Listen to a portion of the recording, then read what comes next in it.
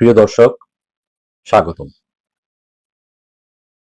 বাংলাদেশের নতুন সরকারের বয়স মাত্র ৩.৫ মাস। এই সময়ে একটি নতুন সরকারের কর্মযোগ্য বা কর্মকাণ্ড মূল্যায়ন করার সুযোগ আছে, কিন্তু সমালোচনার সুযোগ কতটুকু আছে এ নিয়ে প্রশ্ন উঠতে পারে। এরপরও অনেকে কড়া ভাষায় সমালোচনা করতে পারেন, অস্বাভাবিক কিছু নয়।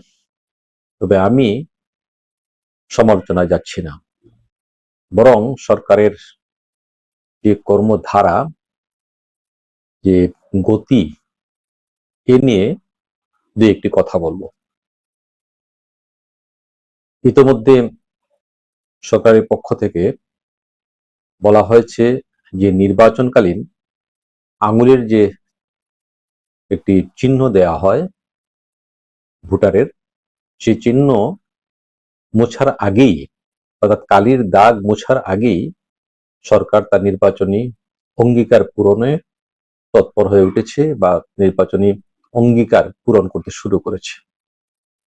একটি শুভ উদ্যোগ, শুভ লক্ষণ। এর আগে অনেক সরকার এসেছে বাংলাদেশে, কিন্তু কেউ এ ধরনের দাবি করেছে বলে মনে পড়ছে না। তবে কথা হচ্ছে, সরকারের মধ্যে একটু তাড়া লক্ষ্য করা যাচ্ছে, একটু তাড়াহুড়ো হয়ে যাচ্ছে সরকারের কর্মকাণ্ডে। ফলে শুরুতেই কর্মযজ্ঞের পরিধি মনে হচ্ছে যেন একটু বেশি হয়ে গেছে, ভারটা একটু বেশি। এতটা ভার না নিলেও অসুবিধা হতো না বা হবে না, বা কর্মযজ্ঞের পরিধিও এতটা বাড়ানোর প্রয়োজন আছে বলে মনে হয় না। কারণ সরকারের হাতে প্রচুর সময় আছে। জনগণ বর্তমান সরকারকে 5 বছর থাকার অধিকার দিয়েছে, ম্যান্ডেট দিয়েছে। যে নির্বাচনী অঙ্গীকারগুলো আছে সেগুলো এই 5 বছরে পূরণ করা অসম্ভব কিছু নয়, বরং এগুলো পূরণ করে আরো নতুন নতুন অনেক কিছু করা যাবে এবং করতে হবে, এটাই স্বাভাবিক। সুতরাং এত তাড়াহুড়ো করার প্রয়োজন নেই, একটু ধীর গতিতে এগুলে সুফল মিলবে ভালো। এটা সত্য এবং সর্বজন স্বীকৃত যে তাড়াহুড়োতে কোনো কাজ ভালো হয় না, টেকসই হয় না, ভুল হতে পারে। আমরা চাই না সরকার কোনো ভুল করুক, বাংলাদেশ আবার হুচট খাক, বরং বাংলাদেশ এগিয়ে যাক, এটাই সবার প্রত্যাশা।